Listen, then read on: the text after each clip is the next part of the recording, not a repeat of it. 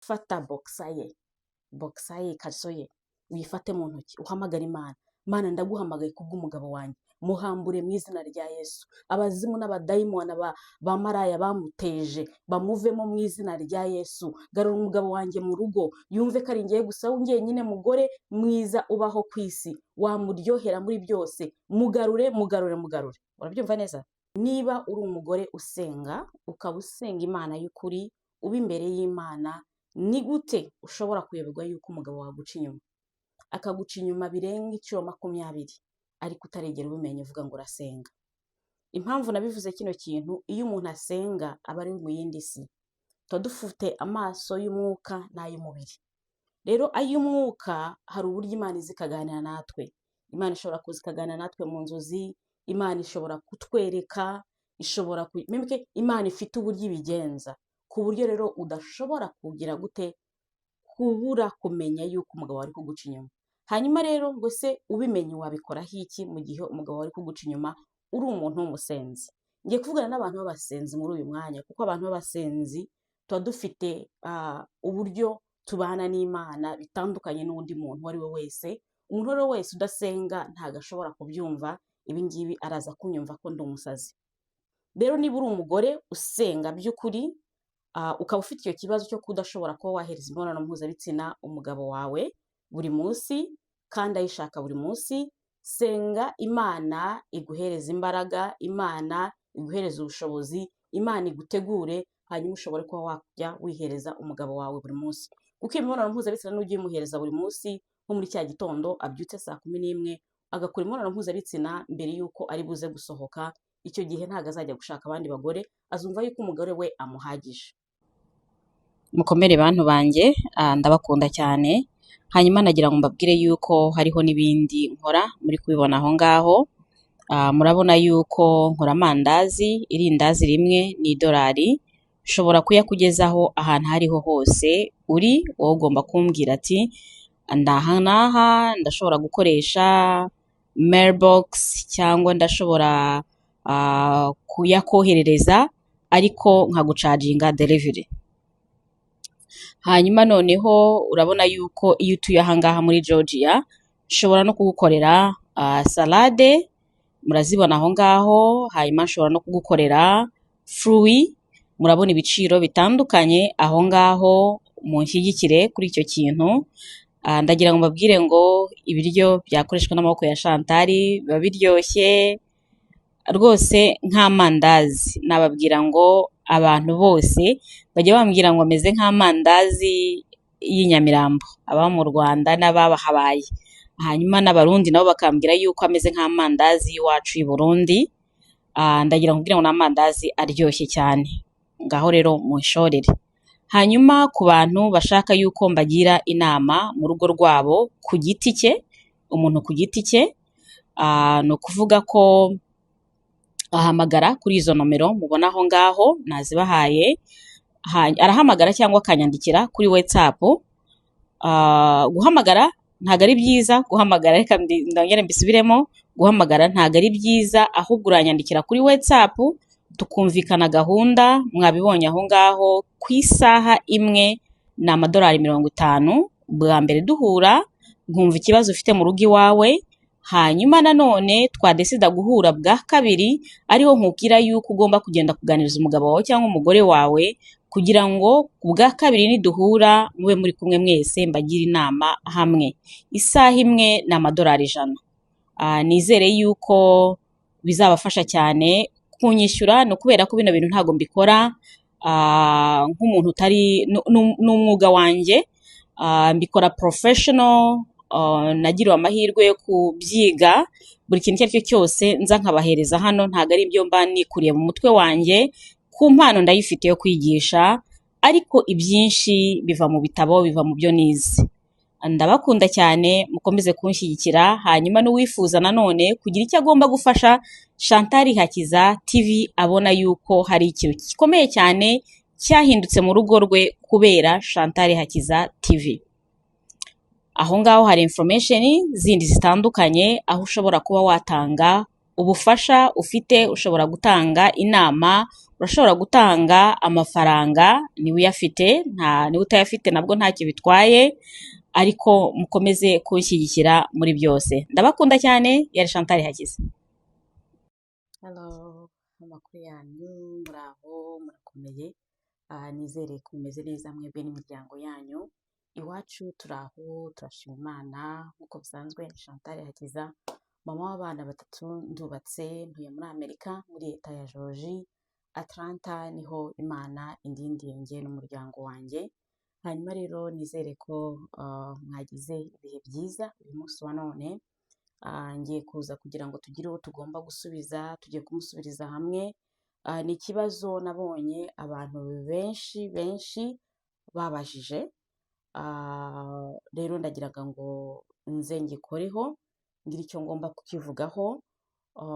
Ni video nakoze, ndibaza hari hashize, gusa ntihashize nk'ukwezi ndibaza hashize ukwezi, ariko message nyinshi ndazibona, commentaire ndazibona, kuri TikTok barandika, kuri Facebook barandika, kuri YouTube barandika, mbona ko ari ikintu ngomba kuza nkasubizaho. Ndaza rero hano kuri TikTok mpitamo komante imwe iri kubivugaho kandi babaza na solution. Ndavuga ati reka nze ngira icyo ngomba kubibabwiraho. Bavandimwe, Imana yarampamagaye ku bwanyu, ndi hano ku bwanyu. Icyo yabanje gukora, yabanje iranyigisha, igira byinshi igomba kunyigisha, igira byinshi igomba guhindura mu buzima bwanjye. Hanyuma irangije ibona ko ndi ready kugira ngo nze nza imbere y'amaso yanyu, tugire icyo tugomba kuganiraho kugira ngo twubake ingo zacu. Nta kintu kimbabaza kurusha kumva yuko umuntu yasenye urugo. Ni ikintu kimbabaza cyane, kubera ko iyo umuntu yasenye, shitani irishima, kubera ko niyo target yayo. So rero ngiye naje kurwanya shitani, uko yabigenza uko ariko kose twaraje tuzarwana, kandi nzatsinda mu izina rya Yesu. Reka rero dusubize uyu muntu, reka dusubize uyu muvandimwe. Hanyuma yabajije ikibazo, aravuga ngo wabimenya se, wabikoraho iki? Icyo ni ikibazo abajije. Tubwire icyo wabikoraho. Okay, iki kintu rero ni video nakoze, ndi kuvuga, niba uri umugore usenga, ukaba usenga Imana y'ukuri, uba imbere y'Imana, ni gute ushobora kuyoberwa yuko umugabo waguca inyuma, akaguca inyuma birenga inshuro 20, ariko utaregera ubimenya, uvuga ngo urasenga? Impamvu nabivuze kino kintu, iyo umuntu asenga aba ari mu yindi si. Tuba dufite amaso y'umwuka n'ay'umubiri. Rero ay'umwuka hari uburyo Imana izi ikaganira natwe. Imana ishobora kuza ikaganira natwe mu nzozi, Imana ishobora kutwereka, Imana ifite uburyo ibigenza, ku buryo rero udashobora kugira gute, kubura kumenya yuko umugabo wari kuguca inyuma. Hanyuma rero ngo se ubimenye wabikoraho iki mu gihe umugabo wari kuguca inyuma uri umuntu w'umusenzi? Ngiye kuvugana n'abantu b'abasenzi muri uyu mwanya, kuko abantu b'abasenzi tuba dufite uburyo tubana n'Imana bitandukanye n'undi muntu uwo ari we wese. Umuntu uwo ari we wese udasenga ntabwo ashobora kubyumva. Ibi ngibi araza kunyumva ko ndi umusazi. Ubundi icya mbere, banza umenye yuko ibintu byose ubyujuje by'umugore kugira ngo ashimishe umugabo we, kugira ngo uhaze umugabo wawe. Ubundi ubushakashatsi bwerekana yuko umugabo muzima ashobora gukora imibonano mpuzabitsina buri munsi, bitewe n'uko the hormones zabo ziba ziri gukora neza. Igihe icyo ari cyo cyose umugore amwegereye ahita ashaka imibonano mpuzabitsina. Hanyuma rero ikibazo gihari, abagore benshi ntabwo bashobora gukora imibonano mpuzabitsina ya buri munsi. Akenshi barababarira, ugasanga uzabikora kino gihe, ubikore kino gihe, kandi abagabo benshi abo ngabo nyine batabishoboye, badashobora kugira gute, iyo minsi badashobora kuyikora. Rero niba uri umugore usenga by'ukuri, ukaba ufite icyo kibazo cyo kudashobora kuba wahereza imibonano mpuzabitsina umugabo wawe buri munsi, kandi ayishaka buri munsi, senga Imana iguhereza imbaraga, Imana iguhereza ubushobozi, Imana igutegure, hanyuma ushobore kuba wajya wihereza umugabo wawe buri munsi. Kuko imibonano mpuzabitsina n'ujya uyimuhereza buri munsi, nko muri cya gitondo abyutse saa 11 agakora imibonano mpuzabitsina mbere y'uko ari buze gusohoka, icyo gihe ntabwo azajya gushaka abandi bagore, azumva yuko umugore we amuhagije. Hanyuma ikindi, ese umuganiriza gute? Umuganiriza gute? Ibiganiro byawe biramwubaha? Urubaha umugabo wawe? Ntujye umubwira nabi? Ntujye umwita ibigambo bibi bitandukanye? Icyo gihe iyo usuzugura umugabo wawe, igihe icyo ari cyo cyose, icya mbere atekereza ni ukujya hanze, kubera ko nagenda hariya hanze bari abagore baraza kumwubaha. Ibyo ngibyo bibiri niba ubikora neza, hanyuma ukamugira gute? Ikindi cya gatatu, ukaba umwitaho, umutekera neza, ukamugaburira, umutwara ageze mu rugo, uramwakiriye, muhereje icyo kunywa, umwambuye inkweto, uraretse yicaye hariya hasi, hanyuma umubajije uko umunsi wagenze, umuganirije neza, umuzaniye akaji cyangwa umuzaniye amazi, ukomeje umuri iruhande, ukamupfukira ka massage, intugu zirabikeneye, ibirenge niba ubishoboye fata base umwoza ibirenge, umuhanagure, umusige amavuta ya vaseline, bituma umugabo aruhuka. Icyo gihe uzi icyo uri gukora mu mutwe w'umugabo wawe, umugabo wawe uri kumuhindura ibitekerezo, uri kumuhindura ibitekerezo byo kumva yuko agomba kubana nawe, nta wundi mugore wundi agomba kubana nawe. Hanyuma rero ibyo ngibyo byose mvuze niba ubikora neza, hagomba kubaho gusenga. Hagomba kubaho gusenga, jya usenga, jya ufata bokisa ye, kariso ye, uyifate mu ntoki, uhamagara Imana. Mana ndaguhamagaye kubw'umugabo wanjye, muhambure mu izina rya Yesu. Abazimu n'abadayimoni ba maraya bamuteje bamuvemo mu izina rya Yesu. Garura umugabo wanjye mu rugo, yumve ko ari ngiye gusa njyenyine mugore mwiza ubaho ku isi, wamuryohera muri byose. Mugarure. Urabyumva neza? Ufashe bokisa ye, hanyuma buri gitondo ujye usenga buri gihe, watura umugabo mu izina, umutwikiriza amaraso ya Yesu Kristo, aho agenda, aho ahagarara, aho yicara. Ba maraya nibamubona bamuhunge, bari abagore badafite abagabo bashaka abagabo bacu, nibamubona bamuhunge. Bari abakobwa bashaka abagabo bubatse, nibamubona bamuhunge. Umuntu wenyine agomba kubona wenyine, wowe ni wowe gusa wenyine mwiza mu maso ye. Ujye usenga ubyatura buri munsi, wirukana imyuka mibi y'abapfumu n'abarozi mu buzima bwe, wirukana za karande ku buzima bwe, wirukana inyatsi, kubera ko za karande nazo zishobora gukora. Niba se yarasambanaga afite umugore, bizakora iwe. Niba hari ibisekuru bindi byabikoraga, bizakora iwe. Ahubwo wirukana imyuka mibi y'abapfumu n'abarozi, maze uzarebe yuko hatazaba impinduka zikomeye cyane. Hari abantu natangiye gukocinga kandi bari kumbwira ko hari kuba impinduka zikomeye cyane. Niba nawe ushaka gukocinga, kontakitinga, inomero yanjye ya telefone ngiye kuyishyira aho ngaho, wanyandikira kuri WhatsApp, hanyuma tukagira byinshi tugomba kuganira. Ndabakunda cyane. Yari Chantal yageze. Bye. Mukomere bantu banjye, ndabakunda cyane. Hanyuma nagira ngo mbabwire yuko hariho n'ibindi nkora, muri kubibona aho ngaho. Murabona yuko nkora amandazi, irindazi rimwe ni $1. Ushobora kuyakugezaho ahantu hariho hose uri, wowe ugomba kumbwira ati ndaha naha, ndashobora gukoresha mailbox cyangwa ndashobora kuyakoherereza, ariko nkagucaginga delivery.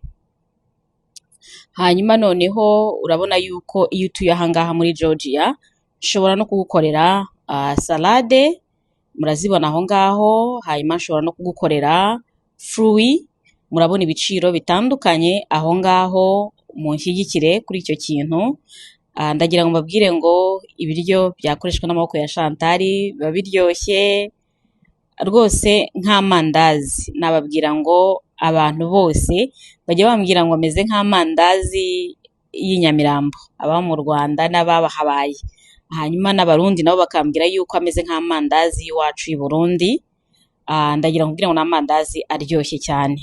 Ngaho rero munshorere. Hanyuma ku bantu bashaka yuko mbagira inama mu rugo rwabo ku giti cye, umuntu ku giti cye, ni ukuvuga ko ahamagara kuri izo nomero mubona aho ngaho nazibahaye. Arahamagara cyangwa akanyandikira kuri WhatsApp.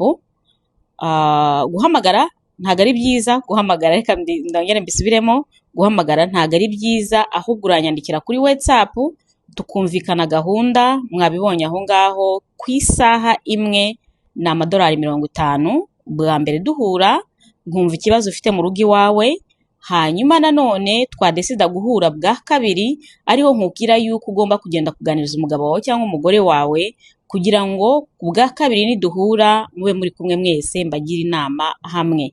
Isaha imwe ni $100. Nizere yuko bizabafasha cyane kunyishyura, no kubera ko bino bintu ntago mbikora nk'umuntu utari n'umwuga wanjye, mbikora professional.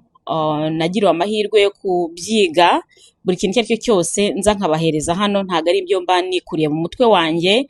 Ku mpano ndayifite yo kwigisha, ariko ibyinshi biva mu bitabo, biva mu byo nize.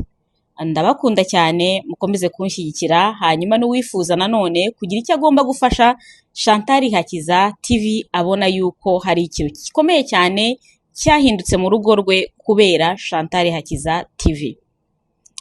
Aho ngaho hari information zindi zitandukanye, aho ushobora kuba watanga ubufasha ufite, ushobora gutanga inama, urashobora gutanga amafaranga niba uyafite, niba utayafite nabwo ntacyo bitwaye, ariko mukomeze kunshyigikira muri byose. Ndabakunda cyane, yari Chantal Hakiza.